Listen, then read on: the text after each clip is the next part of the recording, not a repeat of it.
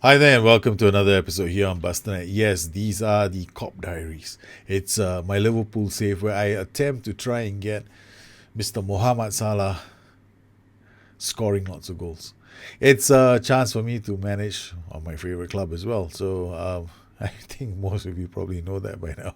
And there are certain things that I do, and I wanted to share this with you guys. We've already played 10 games this season. We're topping the table. We haven't lost a game yet. And Salah is on a mean streak. He's already scored 16 goals in 16 appearances, 10 goals in the Premier League, leading them, 3 hat-tricks so far. But, okay, before I get to that, how do you know if your tactic is any good? That's we always hear stuff like, oh, I have had 30 shots on goal, I should be scoring more goals. Nah, yeah. I look at a lot of things. Like here, we have a lot of statistics. Like there are two ways I do this. The first way is from a tactical point of view, and the second way is looking at the player specifically. And the player specifically is a lot more work. Things like you're looking at the total shots he has had, the total shots on target, whether or not he gets into good goal scoring positions, and that's the problem here. Not everybody is going to agree on what a good goal scoring position is and what a good goal scoring chance is. So when I go into games, I will look at the matches and then I will make a decision. And then I will go like, okay, fine. Then I'll go like, okay, were his goals any good? Um, I will pick a match. Like here, we had a hat trick from Salah against Stoke in the Premier Division, and we've got all kinds of stats available in the game. Right, typically when we go into a game, the stats we look at, well, there's a match stats here. These are the match stats, and we'll probably go in and go like, oh, these are three clear cut chances. So therefore, he had a very good. He must have had. You only had three clear cut chances, so was it a very good game? I will actually look at the kind of chances that are created. Are they inside the box? And then after that, I will go into the tactic itself, and then I will look at whether the attempt is a good attempt, whether he was had any pressure. So this is actually a very good chance, squared ball, and I would consider this a very good chance. So I go through every single game. Yes, I will break them down. What the I ignore what the tactic itself may look like. I ignore everything. I just zoom in on team analysis and I start looking at all the chances. Like here, how many good chances were inside the box? There are only two. And I will not even look at all the other chances, and I go like, fine, forget all the other chances. Let's take a look at just the good chances. Then I create a kind of a spreadsheet like this where I look at my tactic used. So this is the tactic that I've been using, and then I'll have my team, total shots and shots on target, opposition, total shots and shots on target. Then I'll do a percentage. For me, the first target I have here is it has to be more than 40% or at least 38% and higher. Then anything that falls in that band, I consider it half decent. So that's the first stage. The second stage is then I start looking at breaking all these chances down. They have to fulfill a few criteria. First, it has got to be inside the box. Secondly, it has got to be a good chance. Maybe low pressure, not a high pressure chance. I mean, I don't. If he's marked very heavily and he scores, then I don't consider that a good chance. But if he's got a lot of, if we have moved the defending team around and given him a very good goal scoring opportunity, then I consider that to be a good chance. So here, on one of our first games of the season, we created 8 shots on target, but even our shots inside the box, there were 14 shots inside the box. So I when I looked at it, these are all good chances inside the box. A lot of the shots may have been saved by the keeper. Some of these shots they were wide. They were all inside the box, and some of them they didn't hit the keeper. They were wide, but they're still all in good positions. Then I'll break them down. Once I break these down, then I look at then I have my own like good chance indicator, which is I take the good shots inside the box over the total shots that they attempted, and then I try to carve out my own shot on target percentage. So this could be even better than what the numbers that I over here, which is total shots on target versus total shots. Because you got to remember, sometimes your shot that is not on target could have been in a very good position. Typical ones, like you're sitting in the 6 yard box, guy has no is under no pressure and skies the shot. For example, he goes over the top. It may not be a shot on target, but you're still in a very good position. So I'm looking at percentages. Then this will tell me that so far in the 5 games that I've the 1, 2, 3, 4, 7 games, I think, yeah, in the 7 odd games that I've been tracking this, I noticed that 1 out of 3 of my chances are pretty good. And I also noticed that in some of these, the percentages are actually lower for some formations that I face, like the 4-2-3-1 deep or the 4-1-4-1. So in those kind of situations, I might need to do something more, because we don't get a lot of good chances inside the box. So I might have to go fluid. I might have to think about maybe going wider, slowing down the tempo.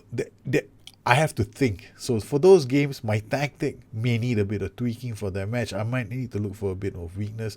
I don't like to change my tactic for every single game. I don't want to do that. I just want to play this system. So I've been playing this system, which is designed specifically for Mo Salah. So Mo Salah, he's got he's got a lot of opportunities coming from Robertson, who's going to be overlapping. Mane is playing as the Mane, since the sale of Coutinho. Mane has become a player that Klopp has he's asked Mane to start from deeper positions, and Mane has confirmed that in an interview he did with Football Italia, or rather an interview that was picked up by Football Italia, where he mentioned that now he starts from deeper positions, so he's very comfortable playing in a variety of roles that Klopp wants him to play in, which makes sense. Firmino, we all know he's more like he links the midfield and attack, and Salah himself has admitted that since he joined Liverpool, his life has become a bit more easier, because the boss tells him, okay, I just want you to stand on the shoulder of the last player and get ready to score goals. So that's his life. He's happy with it. He's banging in the goals and he's doing okay. In midfield, I've got a Mazzala, a central midfielder, and a DLP. It's a 3-man midfield. Liverpool play basically a 4-3-3, but right now with Mane starting from deeper positions, some people look at it as a 4-4-2. And some people say it's a 4-4-2 that Liverpool are playing. I still believe it's a 4-3-3. But the thing about Liverpool is the quality that they bring with their wing-backs. Their wing-backs are quite attacking. If you look at the way Robertson has been playing this season, Andy Robertson has started off the season, he's been explosive down the left. And we've got Joe Gomez, and we've got Mr. Trent Alexander-Arnold as well from the right flank. So I use this, but the question here is, when do I turn this into a wing-back support? I do that sometimes. Sometimes this position becomes a bit more of a support duty. This is a high-risk maneuver, but I generally find that I can keep the ball quite well, and we can go on to score. Well, we did have a bit of a scare in one of our runs. So we kind of dropped the ball against Manchester United, but honestly, I rather get out of the Carabao Cup than to stay in it, because I want to win the title and the Champions League. Carabao Cup, with the injuries we've had, we've also leading the league in injuries right now. Quite a number of our players are out. We have seen a 25% increase in injuries. Quite a few of the players are injured. We've got, Nathaniel Klein, he's a long-term injury. Lallana was out. Then Jordan Henderson is injured. We had Omri Chan was injured for a while, and he's back. And then Firmino was injured for a while, and he's now back. And I'm pretty happy with the performance of the team thus far. So tactically, if I could go into more detail with the statistics that I use. For example, if I go into one of these games right now, let's look at this game, for example, and wanted to analyze. I could also analyze the shots here for Liverpool, and if I want to identify something I can do for a player, like how would I improve that the player through player traits, for example, I would sometimes come here and then analyze, like for example, Alex Oxlade-Chamberlain. He tends to send his shots down the middle. So here with Alex Oxlade-Chamberlain, we go to his training, request player trade. When it comes to his finishing training, I want him to place the shots into the corner of the net. So these are small little things that I will start tracking because of their performance. So this improves the way they score their goals. So these are things that I do over the course of a season. Naturally, that conclusion was derived not from one match. It was derived from studying like 6 or 7 or 8 games, and then I look at how he's performing. So these are the things that I do with my tactics to see if something needs to be done. On the Kingstonian Diaries save, right? A couple of days ago that I did. I also showed we went on a run and suddenly we weren't scoring a lot. I needed to get a win. So what did I do? I discovered that my wingback, putting him on an attack duty, wasn't helping us very much. We weren't scoring as many goals as I thought we would be scoring down that flank, even if it was on an attack duty. And I discovered that the wingback on support on the other flank was creating more goals. So I turned this guy, the wingback on the right, to a support duty. Lo and behold, we start winning again. And it was just a small tweak based on an analysis that I did for a game. Now we've got a big match coming against Barnsley. We are at home. We just come off beating Shakhtar Donetsk 3-0 in the Champions League. And now we are hoping that Mr. Mo Salah continues his goal scoring form. Quick pick. Let's see whether or not some of these players are ready for the game. Matip, Gomez, Alexander-Arnold. Gomez is not 100%, so we'll get... Gomez is not ready to play. Delete Alexander-Arnold. Okay, so these are the players. Jordan Henderson is nowhere near being ready because he's been injured. So this is going to be against Burnley, and Burnley are going to be extremely defensive. Here, Papa, we're at the stadium. We're getting ready for the game. Okay. All right, let me do this. Oh, Burnley are coming up with a very defensive system. Can't say I'm surprised. Vokes to Ben Mee to Arfield. Arfield plays it to Hendrick. Hendrick out to Lennon. I usually am very nervous about playing with Liverpool because it's hard to play. I get very worked up when it's Liverpool, and if I don't do well, I get very angry with myself. So it's not something I like to see. Salah is not. Oh, Salah! What has Salah took a bit of time to get up from that. Arfield with the ball under pressure, plays it out to Kop to Vokes. Vokes back to Arfield. Arfield to Vokes. Good. I want them to come out. This gives us look at where Salah is standing. Salah is just waiting to explode.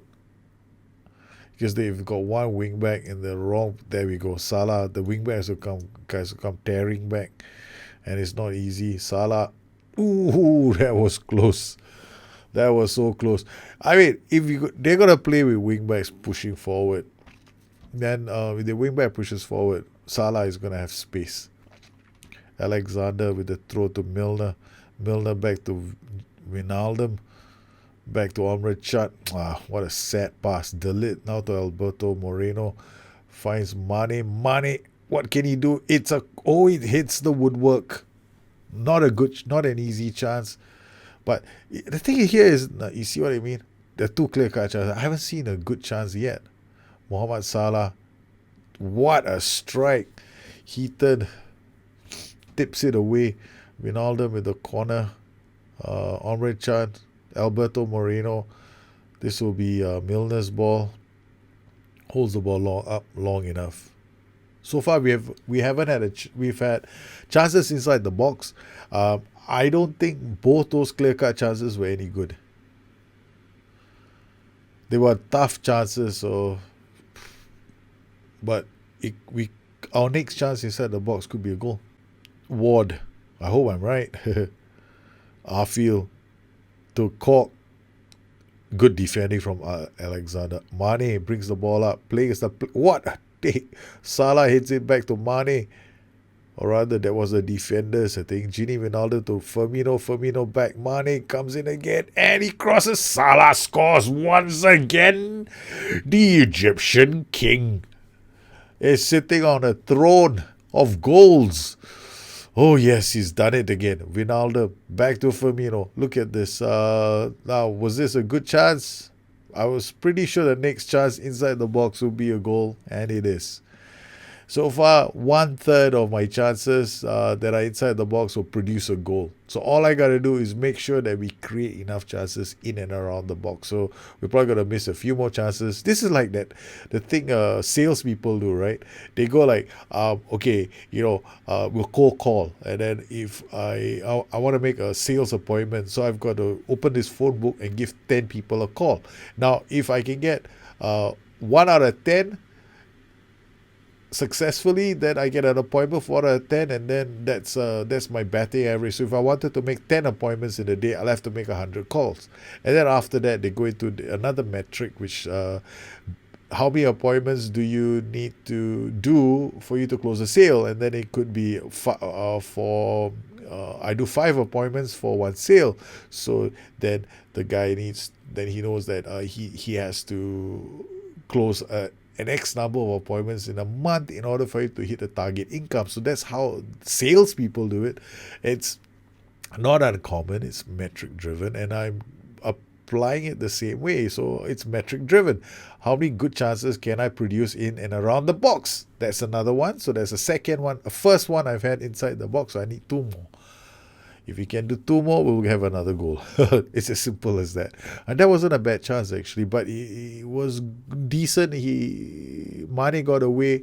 It was across. The play was on Salah. It was pretty tight on Salah. Mane has taken a knock. That's not good. Now, that kind of sends everything into a tailspin for me.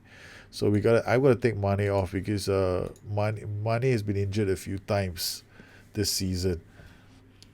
Now, how does this impact the way I create my tactics? Well, this has to be based on the quality of your players that you have. So, based on your best 11, what are the odds, right? So that's what I do.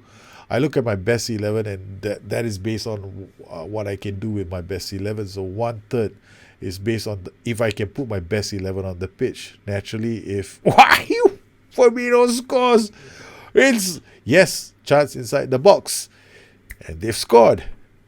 Over a chance, not too bad. So far, we're still hitting our averages, which is close to where I think we're supposed to be. Chamberlain. Now he gets here, and then it's inside the box. It wasn't easy, but it was not that he had time to set himself up for a shot. So it was unmarked, and it was a good opportunity inside the box. Hendrick, Arfield.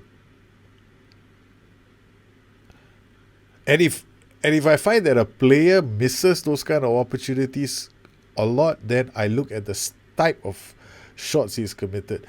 Then I look to see whether he might need player trait training to place his shots, maybe. Wijnaldum, out to Chamberlain, Alberto Moreno, down, and it's Salah again. It's 3-0. Liverpool are on fire.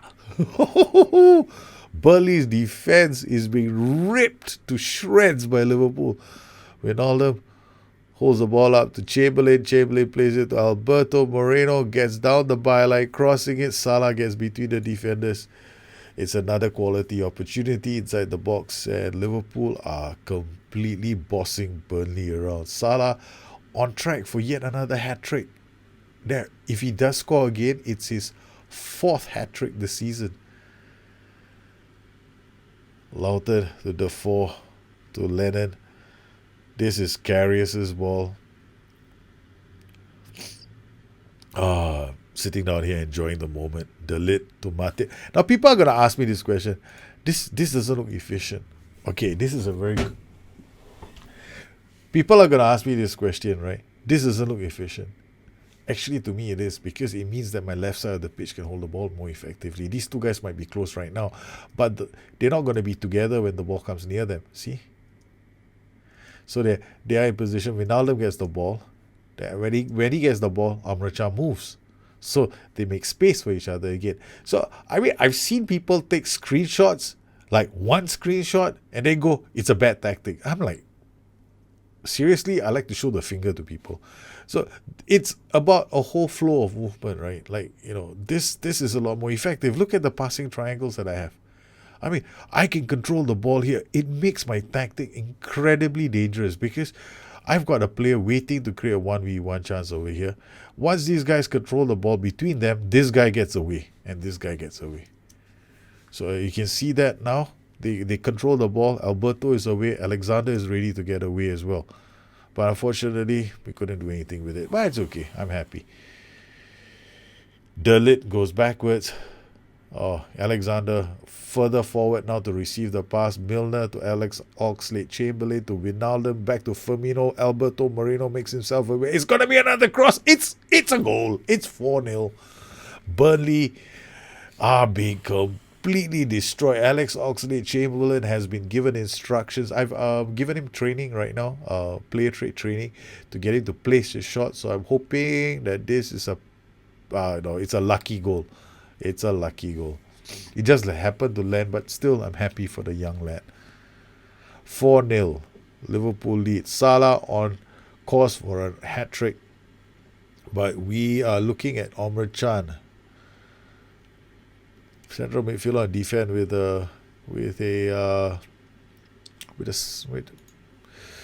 okay. We're gonna tell you to ease off tackles. Salah put enough pressure on them. That's our high press, our high block working against Burnley's. I don't know if they're playing a low block, but I know that the AI has a low block, medium block, and a high block as well. Hendrick to Lennon. Our match zones, we're totally in their half. Chamberlain, Milner, Alberto Moreno, back to Chamberlain, now to Milner, Milner to Mohamed Salah, back to Milner. Okay, this is not good for... It's not good. It's not good. It's a 5th goal for Liverpool. It's been disallowed as well. It ping-ponged all his way. It still has the weaknesses. We are relatively weak as set pieces. And sometimes we don't defend very well. There have been moments. Gini Wijnaldum to Chamberlain. Chamberlain to Milner. Milner out to Salah. Salah, he's offside. Come on, there's not much time, but it looks like Salah will have to wait for another game to get his hat-trick. But he scored 2 more goals in this game. It's a fantastic result for Liverpool. Mo Salah with 2 goals in this game. It was a good win. Once again, if I look at the analysis, I'm only interested in the kind of shots that we did inside the box. So we got four shots. Look at this, 3 shots inside the box. These are all crosses. Shots off target. Then this doesn't count. This counts. That's a good chance. So I'll then go into the highlight as well. Then if I look at the highlight, this one, I will probably rule this as a good chance because Matip went. I watched the 3D version of it to see whether it was a good opportunity. I'll verify it one more time. So basically, we got 1, 2, 3, 4, 5. This is a good chance. So there are five chances that were very good inside the box. Well, ties up with this, and we're happy with this result. What about our key pass combinations? Then I'll probably look at this, and I'll look for... This is a very interesting key pass combination between our fullback and our deep line playmaker. Our deep line playmaker and our Mazzala. Our deep line playmaker and our Mazzala again. Yeah, I remember this was a playmaker. He was moved into the playmaker's position. Then we got a fullback with our playmaker when he was playing. So the fullback is being our major part of our tactic. I'm not going to change very much of how we play this game. Yes, these are all our key pass combinations for the game. Pretty happy with how Liverpool are playing at the moment, and Mo Salah continues to fire up the English Premier League. Premier Division, Mo Salah now on 12 goals, leading Alvaro Morata and Eden Hazard. The Egyptian king is on fire. 18 goals in 17 appearances. He is crazy in this game. Uh, the stats show he's got 2.55 shots on target. That's crazy. I mean, he scores. He's already scored quite a few goals this season for us now. 20 goals this season, and that's quite a conversion rate that he has at the moment. And if we keep playing well, it's gonna be fun.